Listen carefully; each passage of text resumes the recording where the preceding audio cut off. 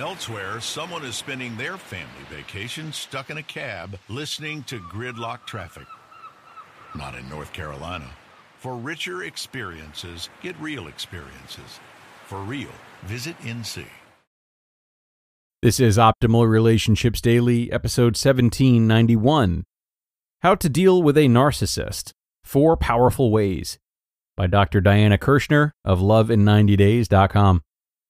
Hello, everybody. Happy Saturday, and welcome to ORD, with me, your host and narrator, Greg Audino. I hope your weekend is off to a great start, and hopefully today's post will only supplement that. So narcissism is an idea or, a character trait that's been getting a lot more attention lately as we trend more and more towards mental health awareness, and thus inevitably how we are affected by different relationships in our lives. So let's learn a bit about how to identify and deal with a narcissist today as we optimize your life. How to Deal with a Narcissist, 4 Powerful Ways, by Dr. Diana Kirschner of lovin90days.com. Are you wondering just how to deal with a narcissist? It definitely can be challenging, soul-stifling, and literally maddening. The first step in how to deal with a narcissist is to recognize he is one. Here's the definition of a narcissist from the Mayo Clinic. Quote, narcissistic personality disorder is a mental condition in which people have an inflated sense of their own importance, a deep need for excessive attention and admiration, troubled relationships, and a lack of empathy for others. But behind this mask of extreme confidence lies a fragile self-esteem that's vulnerable to the slightest criticism. End quote. Does that sound familiar? If you're with a narcissist and things go south, it's never their fault. When things go well, it's always their doing. You can't win. A narcissist simply can't put himself in your shoes, can't look at things from your perspective. He doesn't have much empathy for your feelings if those feelings are blue and down. It's all about him. Of course, if you're feeling up, he will notice and take credit for getting you in a good mood. Self-worth and narcissism. If you are involved with a narcissist, you may be feeling worse and worse about yourself. This is because narcissists are not very capable of truly meeting any of your real needs. This may not appear to be true in the beginning of the relationship, when the narcissist is going all out to win you over, to fill his own needs. But once he has you, watch out. You will tend to feel depressed and like you don't even exist when you interact with him, because you don't in his psyche. Of course, there are degrees of narcissism, and not all narcissists are totally unworkable, but they are all difficult to deal with. Here are 4 powerful tips for how to deal with a narcissist. Tip number 1. Recognize the signs. Your man talks incessantly about himself, doesn't ask about you, your concerns, or your feelings, thinks he is very important and much better than others, needs a lot of attention and validation, is not very empathetic towards you, feels he is entitled to more than others, not fair, exaggerates and brags about his accomplishments, plays a win-lose game where he wins and others lose, is very arrogant and judgmental and looks down on others, towards you too, after the honeymoon period, is a trophy or status seeker who is into having only the best, is very mean if he feels slighted or criticized, cannot own up to what he did wrong, and at a very deep unconscious level is totally insecure and feels he can't really measure up. This is why he reacts badly to criticism and is so busy proving himself. By the way, this is as true for women as it is for men. Narcissistic girlfriends or wives may be more covert, but soon their true nature emerges. Here's a good summary of our first key point. In her book, I Am Free, therapist Bree Bonche puts it this way.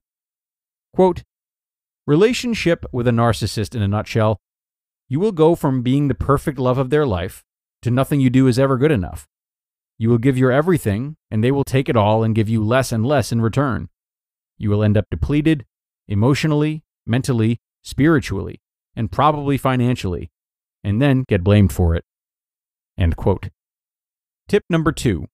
Free yourself from self-doubt and blame. When you learn to clearly see who you're dealing with and understand the narcissistic patterns, you can free yourself from second-guessing about what you did wrong. You will be able to let go of thoughts like, I should have told him how much I enjoyed this comedy club he picked out, and I would love to go again. That's why he's not calling. My thighs are so big, and I wore that clingy dress. That's what turned him off. He's unhappy because I am needy, too successful, fat, fill in the blank. When we don't understand we are dealing with a narcissist and things blow up, it's ultra easy to go into knee-jerk self-blame. We fought because of something I said or did, or something that I didn't say or do. This is especially true because the narcissist will tend to blame you over and over again. You need to free yourself from this kind of negative self-talk so that you can clearly see who it is you're dealing with. This process is extremely liberating as you focus on yourself and your own self-love. Tip number 3. Assess how severe the narcissism is. There are different degrees of narcissism. In the less extreme case, a narcissist may be aware that something is missing from his emotional life at a deep level, and he may be willing to work on developing empathy and compassion. A good litmus test of this is whether he is willing to go into individual and/or couples therapy or coaching. If he is willing, this is a good sign that he may be less stuck in his narcissism and more workable. It also shows whether he is willing to learn how to have a close, real, emotionally intimate relationship.